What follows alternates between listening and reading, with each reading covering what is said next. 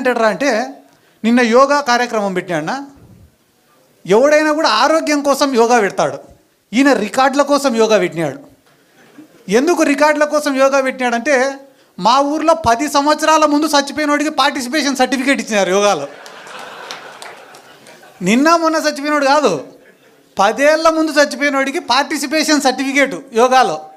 ఏమన్నా శవానికి శివాసనానికో సర్టిఫికేట్ ఇచ్చినారేమో. అంటే ఏం చేసినా కూడా దాంట్లో స్కామే ఉంటుంది తప్ప ప్రజల గురించి ఆలోచించి వాళ్ళు ఏమి కూడా చెయ్యరు. కానీ మీరందరూ కూడా గుర్తుపెట్టుకోవాల్సింది ఏమరా అంటే ఈ భారతదేశంలో ఇంకొక గొప్పటి అవకాశం.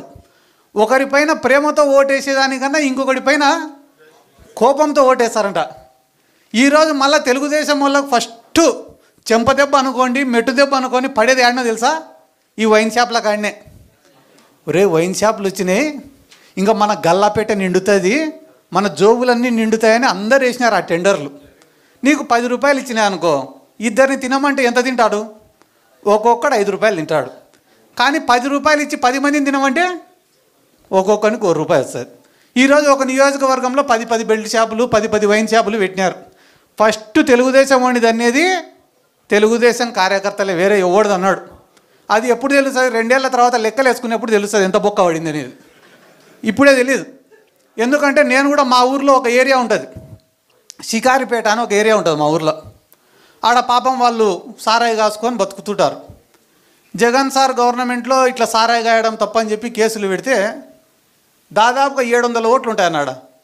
700 ఓట్లు ఉంటే 500 ఓట్లు టీడీపీకి మెజార్టీ ఇచ్చింది. నేను అడిగినా, ఏరా ఇన్ని పథకాలు ఇచ్చినారు, ఈ మీరందరూ పేదరికంలో ఉంటే కూడా ఇన్ని స్కీమ్లు ఇచ్చినాడు జగన్ సారు, ఏరా 500 మెజార్టీ ఇచ్చినారా మీరు టీడీపీ వాళ్ళకంటే, అన్న మమ్మల్ని సారాయి కాసుకొనిలే, అందుకే మేము బెయిలే ఈసారి అంతా మూకుమ్మడిగా టీడీపీకి వేసినాము అన్నారు. సర్లే మొన్న ఒక కోర్టు వాయిదా ఉంటే పోతేనే పలకరించేదానికి వచ్చినారు. ఏరా ఇప్పుడు ఈ గవర్నమెంట్లో సుఖంగా ఉండారా అని. అంటే ఊర్లోనే ఎవరం లేమన్నా అని. ఎందుకురా అంటే 99 రూపాయలకే మందు దొరుకుతాంటే ఇంకా సారాయి తాగేటోడు ఎవడన్నా. అంటే నువ్వేం తప్పు చేయాల్సిన అవసరం లే, ఉన్న ప్రభుత్వమే వాడి నెత్తి మీద వాడే టోపీ పెట్టుకునే రోజులు దగ్గరలోనే ఉండేవి. ఇక్కడ ఉన్న వాళ్ళకి చాలా మందికి కూడా నేను చెప్పేది ఏమరా అంటే, ఏమీ లేని కుటుంబాల నుంచి వచ్చి కష్టపడి ఎదిగిన వాళ్ళు ఉన్నారు, రాజకీయ నేపథ్యం నుంచి వచ్చిన వాళ్ళు ఉన్నారు, పేదరికంలో ఉన్నా కూడా ప్రజల పక్షాన పోరాడి వచ్చిన వాళ్ళు ఉన్నారు, నిజాయితీగా ఒక పార్టీనే నమ్ముకొని ఒక నాయకుడిని నమ్ముకొని పైకి వచ్చిన వాళ్ళు ఉన్నారు, బాగా మాట్లాడే వక్తలు ఉన్నారు. కాబట్టి అన్ని రకాల వాళ్ళు ఇక్కడే ఉన్నారు. కాబట్టి అందరికీ నేను చెప్పేది ఒకటేనా, చాలామంది నాయకుల్ని చూసినాం ఇప్పటి వరకు. ఇందాక మా మైదుకూరు అన్న కూడా ఎవరో ఏడున్నాడో అన్న, ఓకేనా, మా మైదుకూరు అన్న కూడా చాలా గొప్ప మాట చెప్పినాడు. రాజశేఖర్ రెడ్డి సార్ తోటి ఏ రకంగా అయితే అటాచ్మెంట్ ఉన్నిందో మాకు అటువంటి అటాచ్మెంట్ కావాలా జగన్మోహన్ రెడ్డితో, ఈ పదవులు కాదు ఇంకొకటి కాదు అని. నిజంగానే చాలా గొప్ప మాట అన్నది.